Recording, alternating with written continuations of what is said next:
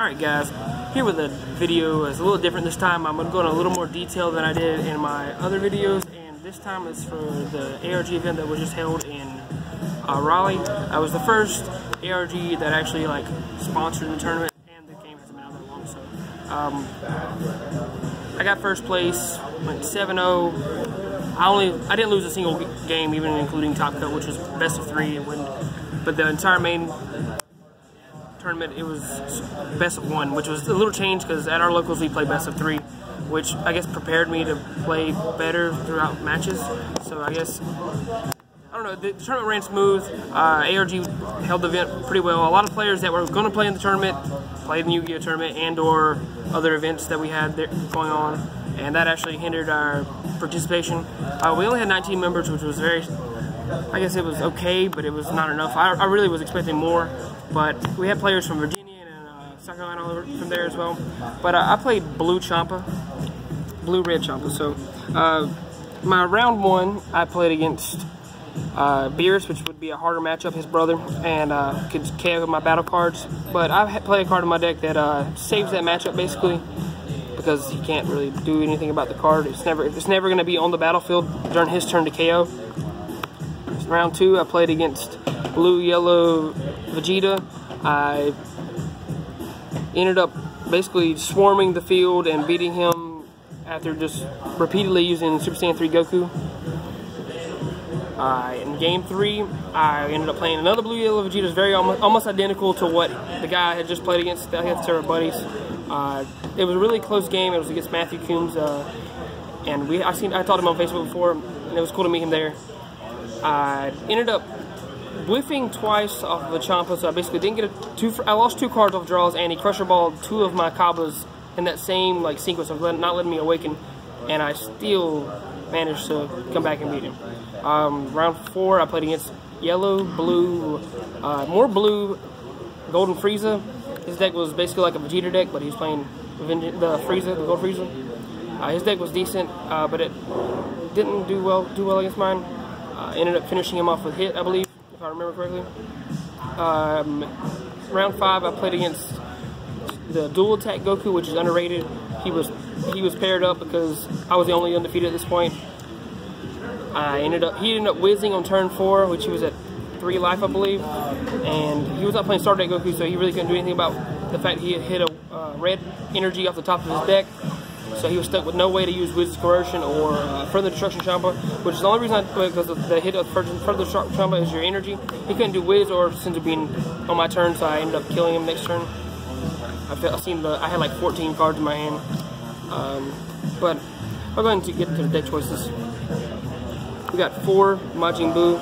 This is generic +1 draw card.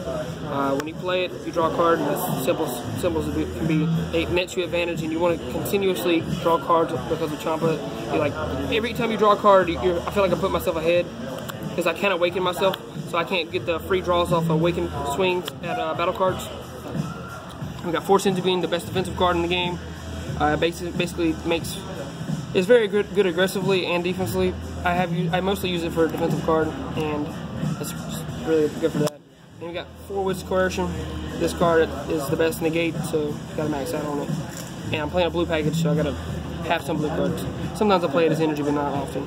This is the main source of energy for blue. I usually only play 1 blue energy the entire game, and if you ever see 2 on the board, it's kind of awkward because I don't play any double cost blue cards. That's why I don't play Results of Training. I don't ever want to put a second blue card in my energy zone. This is one of the best defensive cards whenever your opponent's trying to go for a game, because a lot of people think, oh, well, he's kind of on even with cards with me and he's kind of tapped out, so I guess I'll tap a bunch of 10,000 point cost cards and try to kill him, and Jocko saves the day usually. That's it for the blue package. 16 cards. 4 Kabbas Awaken, not Vato's Assistance. This card is a lot better because usually I only have 1 blue energy open on my opponent's turn, and I try to keep it that way. I guess you technically could use Vato's Assistance by leaving 1 red open, but it's not as, it's not as, I don't know how to explain it to you, it's not as good because you don't really care about them attacking your battle cards usually. because of a card I play in my deck. I'll show you in a second. And this is a 6,000 pump, and it makes things awkward for your opponent. They'll pump at 5 for no reason. They'll lose a card, and they're expecting you to have to pump 2 to make yourself stay alive or not take a damage. And I'll just go like this. I'll do 6 to put myself at 21, so it doesn't do anything. I'll keep myself at 3 a lot of times. 4, manipulating Garchompa. Standard turn 1 play is typically what I want to do on turn 1 and 2. This is the best card in the deck to get myself awakened, and I don't play it until like turn 3 or 4 usually. I don't want to play it on turn 1. It gives my opponent 2 cards in the early game, and that's not good. Unless I open like 3 of these, I would never put more than 1 on the field like that. Early game like this. One of the most important cards in the deck, Hit. He's 15k and it's 2 costs. If I could play more 2 cost 15k cards, I would, because he triggers Chompa to draw a card whenever I swing.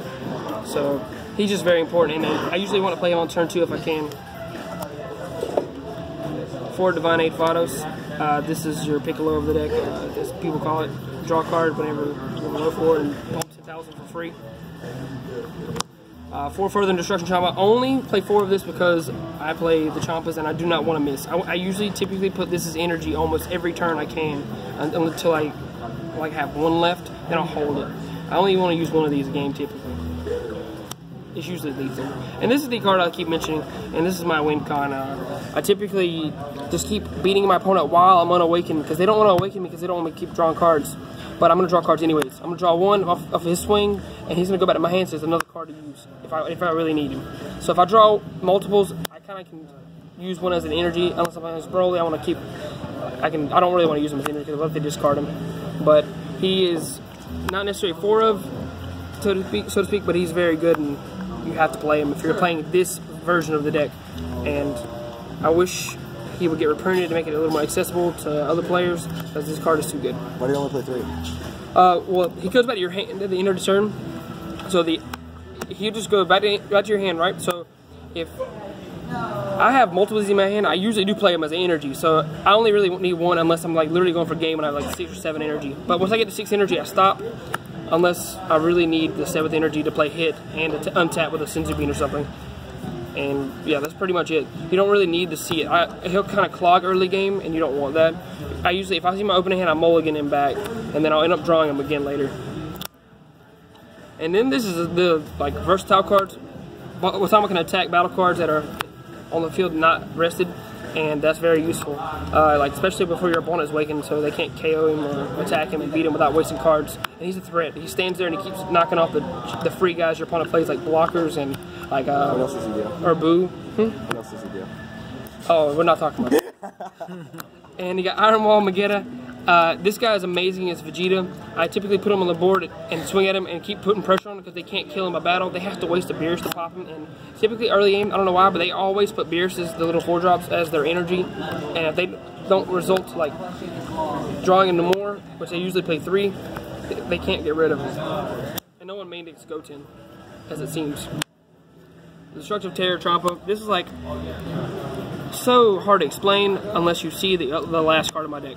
So he's a Chompa, so he's searchable. I usually put the early one I see in the game as an energy, but if I see the need, I really need to keep my hold in my hand.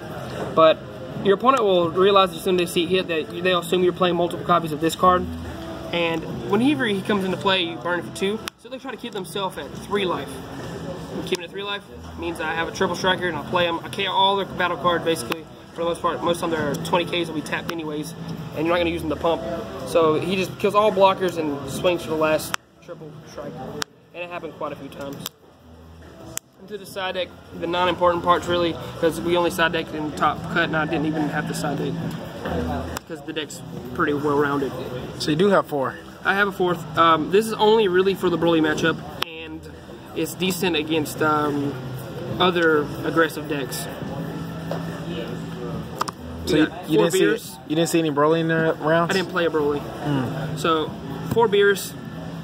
This card is insane, but I don't typically play put 2 blue battle cards on the 2 blue cards on the field, but because I only play 16, and I don't want to really put a Senzu Bean as an energy.